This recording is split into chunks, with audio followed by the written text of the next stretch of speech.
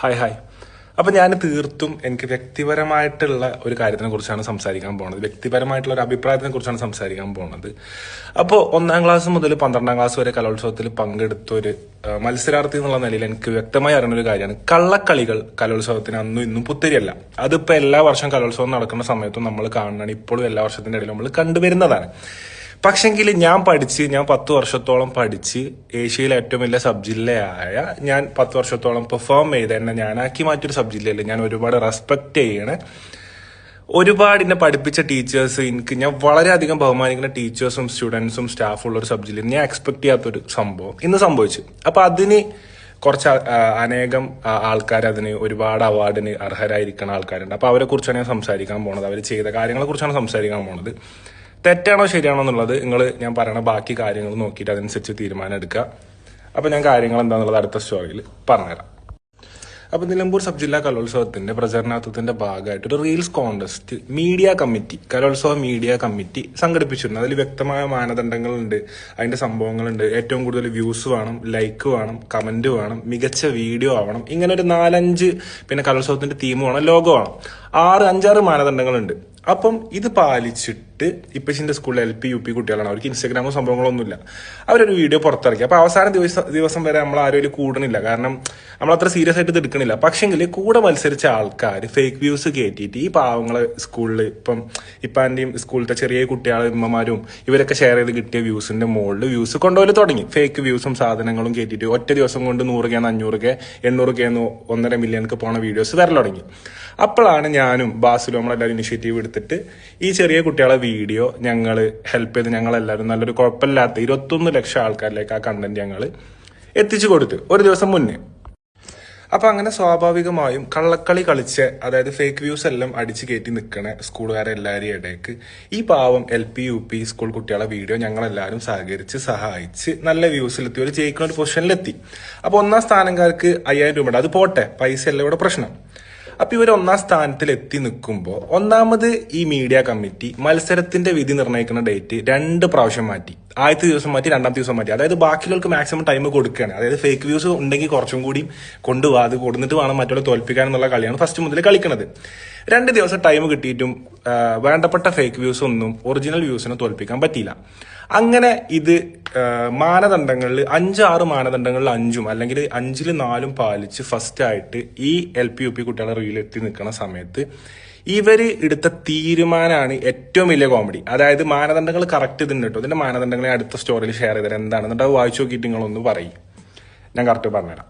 അപ്പോൾ ദുനിയാവിലെ ഏറ്റവും കോമഡി കലോത്സവം റീൽസ് കോൺടെസ്റ്റ് കണ്ടക്ട് ചെയ്ത മീഡിയ കമ്മിറ്റിൻ്റെ റൂൾസ് ഞാൻ വായിച്ചു തരാം. മികച്ചതും കൂടുതൽ വ്യൂവേഴ്സും ലൈക്കുള്ളതും കമൻ്റ് ഉള്ളതുമായ വീഡിയോ ആരാണ് തയ്യാറാക്കിയതാണ് അവർക്കാണ് സമ്മാനം നൽകുക. ഈ സംഭവം എല്ലാവരും കണ്ടല്ലോ, ഈ ഒരു പോയിന്റ് ഞാൻ പറഞ്ഞുതരാം.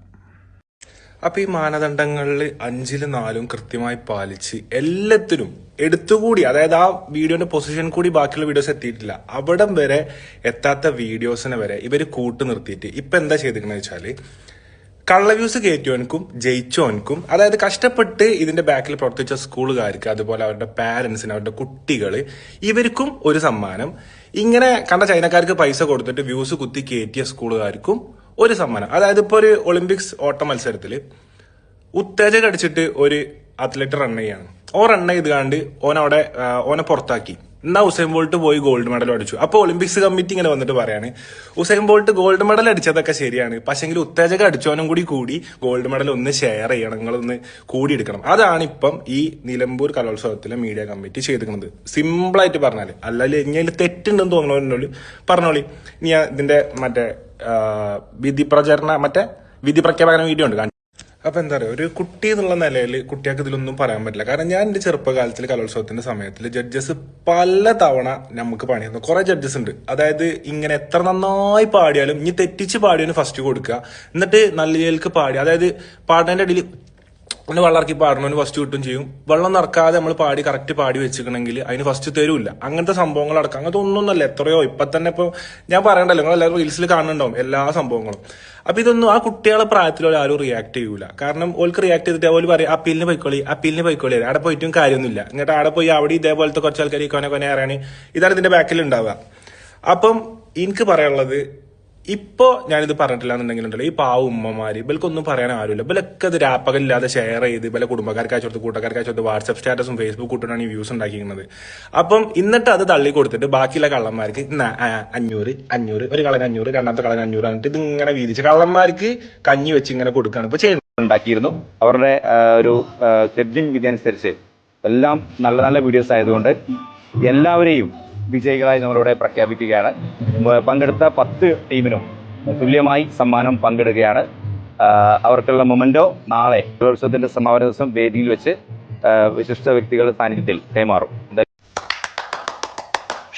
എന്താണ് ആ വിധി നിർണയം? കാരണം എന്താ പറയുക, ഇത് എനിക്കുള്ള കൈയടിയില്ല, ഇത് ഓൽക്കുള്ളതാണ്. കാരണം ഈ കള്ളന്മാരെ മൊത്തം കള്ള വ്യൂസ് കുത്തിക്കയറ്റി എല്ലാവരും നാളെ വിശിഷ്ട അതിഥികളുടെ സാന്നിധ്യത്തിൽ ഇങ്ങനെ വെച്ചിട്ട് നല്ല സമാപന സമ്മേളനത്തിന് നല്ല പൈസ പൊട്ടിച്ച വേദിയിൽ വെച്ചിട്ട് കള്ളന്മാർക്ക് നാളെ അങ്ങനെ നിങ്ങൾ മറ്റേ ലെറ്റർ പാഡിൽ പൊതിഞ്ഞു കൊടുക്കണം ക്യാഷ് പ്രൈസ്. കള്ളന്മാർക്ക് ജനങ്ങളെ മുന്നിൽ, അതായത് ജനങ്ങളെ മണ്ടന്മാരാക്കിയിട്ട് നാളെ അവിടെ തന്നെ നിങ്ങൾ ഇത് ക്യാഷ് പ്രൈസ് കൊടുക്കണം. അപ്പൊ എനിക്കിത് വേറെ ആരെ കുറിച്ചും അല്ല കേട്ടോ. വേറെ ഇപ്പോൾ കലോത്സവത്തിൽ കുറെ കമ്മിറ്റീസ് ഉണ്ടാവും. പക്ഷെ ഈ ചെയ്ത കമ്മിറ്റി ഇത് ചെയ്തത് തെറ്റാണ്. നിങ്ങൾ ചെയ്തത് 100% തെറ്റാണ്. നിങ്ങൾക്ക് വേണ്ടി നിങ്ങളെ കലോത്സവം പ്രൊമോട്ട് ചെയ്ത 100% തെറ്റാണ്. നിങ്ങൾക്ക് വേണ്ടി നിങ്ങളെ കലോത്സവം പ്രൊമോട്ട് ചെയ്ത ഉമ്മമാരെയും കുട്ടിയാളെയും മണ്ടന്മാരാക്കിയിട്ടുള്ള ഈ ഡിസിഷൻ നിങ്ങൾക്ക് എന്നും കൊടുക്കാൻ പറ്റട്ടെ. കള്ളന്മാർക്ക് ഇതേപോലെ സ്റ്റേജിൽ എന്നും നിങ്ങൾക്ക് അവാർഡുകൾ കൊടുക്കാൻ ഇനിയും പറ്റട്ടെ. ആ ഒരു പണ്ടത്തെ ഞാനൊക്കെ പഠിച്ച കാലത്തെ ആ ഒരു പാരമ്പര്യം എന്നും ഇനി ഇതുപോലെ കള്ളന്മാർക്ക് കഞ്ഞി വെച്ച് കാത്തു സൂക്ഷിച്ചു കൊടുക്കാൻ നിങ്ങളെ പഠിച്ച അനുഗ്രഹിക്കട്ടെ ഇൻഷാ അല്ലാഹ്.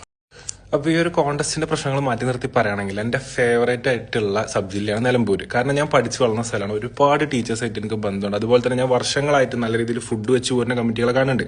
നല്ല രീതിയിൽ സൗണ്ട്, നല്ല രീതിയിൽ ട്രോഫി കൊടുക്കുന്ന കമ്മിറ്റി, നല്ല രീതിയിൽ കുട്ടികളെ അറേഞ്ച് ചെയ്യുന്ന കമ്മിറ്റി, മറ്റേ ട്രാൻസ്പോർട്ടേഷൻ കമ്മിറ്റി, ഇതൊക്കെ വർഷങ്ങളായിട്ട് സൂപ്പറായിട്ട് ചെയ്യുന്ന ഒരു കമ്മിറ്റിയാണ്. പക്ഷെ ഇതുപോലുള്ള എന്താണ് വ്യൂസ് എന്ന് അറിയാത്ത രീതിനെ, വ്യൂസ് എന്താ, ലൈക്ക് എന്താ, കമന്റ് എന്താന്ന് കാണാനും എണ്ണാനും അറിയാത്ത ആൾക്കാർ മീഡിയ കമ്മിറ്റിയിൽ ഇരിക്കുമ്പോൾ ഇതുപോലത്തെ പ്രശ്നങ്ങൾ സംഭവിക്കും. അപ്പോൾ ഈ പണി അറിയില്ലെങ്കിൽ നല്ല പണി അറിയണ പുതിയ കുട്ടികൾ, ഇപ്പോൾ ചെറിയ ടീച്ചേഴ്സൊക്കെ വളർന്നു വരുന്നുണ്ട്. ഓൽക്ക് ഈ പണി കൊടുത്തിട്ട് നിങ്ങൾ എന്ത് ചെയ്യുക, നൈസായിട്ട് മാറിക്കൊടുക്കുക. വല്ല ചോറിന്റെ പരിപാടിക്കോ അല്ലെങ്കിൽ ഇതിലേക്കും ഈ കമ്മിറ്റിയിൽ നിൽക്കാതെ മാറിക്കൊടുക്കുക. അതും അല്ലെങ്കിൽ ഇത് ഞാൻ ഇന്ന് പറഞ്ഞിട്ടില്ലെങ്കിൽ നാളെ എന്താ പറയുക, നാളത്തെ റീൽ കോൺടെസ്റ്റിൽ റീല് ചെയ്യാത്തതിനെ കുറിച്ച് ഒരു ബോധമില്ലാത്തൊരു ചങ്ങായിന്റെ പേരിൽ പോയിട്ട് അവാർഡ് കൊടുക്കും.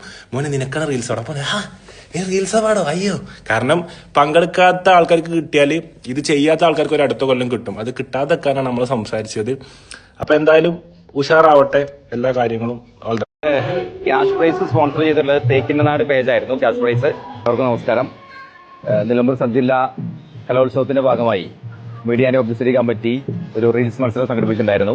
ആ റീൽസ് മത്സരം കഴിഞ്ഞ വർഷമാണ് നമ്മൾ ആദ്യമായി സംസ്ഥാന തലത്തിൽ തന്നെ അവതരിപ്പിച്ചത്. അതിന് ചുവട് പിടിച്ചുകൊണ്ട് ഒരുപാട് സബ് ജില്ലകൾ ഇത്തരത്തിലുള്ള റീൽസ് മത്സരങ്ങൾ സംഘടിപ്പിക്കുകയുണ്ടായി. അതിന് വലിയ സന്തോഷം ഉണ്ടാക്കുന്നുണ്ട്. ഈ വർഷവും നമ്മൾ ആ രീതിയിലാണ് ചുങ്കത്രയിൽ ജനങ്ങളെ കൂട്ടിപ്പിടിച്ചുകൊണ്ട് ജനങ്ങളിലേക്ക് ഇതിന്റെ കലോത്സവത്തിന്റെ പ്രചരണം എത്തിക്കുക എന്ന അതിന്റെ തീം എടുത്തുകൊണ്ട് നമ്മൾ റീൽസ് മത്സരം സംഘടിപ്പിച്ചത്. വീഡിയോസിന്റെ തെരഞ്ഞെടുക്കുന്നതിൽ വലിയൊരു പ്രയാസമാണ് ഞാൻ കണ്ടത്. കാരണം ഒന്നിൽ വ്യൂസ് കൂടുതലുണ്ടെങ്കിൽ ഒന്ന് ലൈക്ക് കൂടുതലുണ്ട്, മറ്റൊന്ന് കമന്റ് കൂടുതലുണ്ട്, മറ്റൊന്ന് കണ്ടന്റ് നല്ലതായിരിക്കും. അങ്ങനെ വ്യത്യസ്ത എല്ലാ മേഖലകളും കുറച്ച് വീഡിയോകളായിരുന്നു. എല്ലാതും കുട്ടികളും അധ്യാപകരും വളരെ നന്നായി തന്നെ ഇത് അവതരിപ്പിക്കുകയുണ്ടായി. ജൂറിയെ ഒന്ന് ഇവിടെ പരാമർശിക്കാം. സമീർ സലാം, മുൻ digital head Manorama news. Samseer Shan, journalist Malayala Manorama. TP Shefeeq, മുൻ sub editor reporter TV. Akhila ടീച്ചറാണ്, 19 വർഷത്തെ. ഞങ്ങളുടെ എല്ലാവർക്കും ക്യാമറ ഉണ്ടെങ്കിൽ സാറേ ഇത് പറയേണ്ടി ഇത്ര ക്വാളിറ്റിയില് ഞങ്ങൾക്ക് അയച്ച സമയത്തേക്ക് പറയേണ്ടി ഇതിന് മാനദണ്ഡം ആക്കൂട്ടോ. നിങ്ങളിത് ശ്രദ്ധിക്കണം. പല ആൾക്കാരും അങ്ങനെയൊക്കെ പിടിക്കണം. ഞങ്ങൾ കളിക്കാത്ത ധൈര്യമാണ്, നമ്മൾ എന്തിനും തയ്യാറാണ്. ഇത് വെച്ചിട്ട് സാറേ ഞങ്ങൾ വളരെ മാന്യമായിട്ട് നമ്മൾ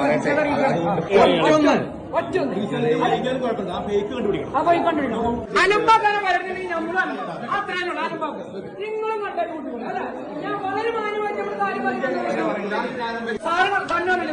സാറ് പറയും, സാർ പറഞ്ഞു ശാസ്ത്രമേ കൊണ്ട് ഇതേമാതിരി റിസൾട്ട് കുറെ സ്കൂളുകളിൽ 5000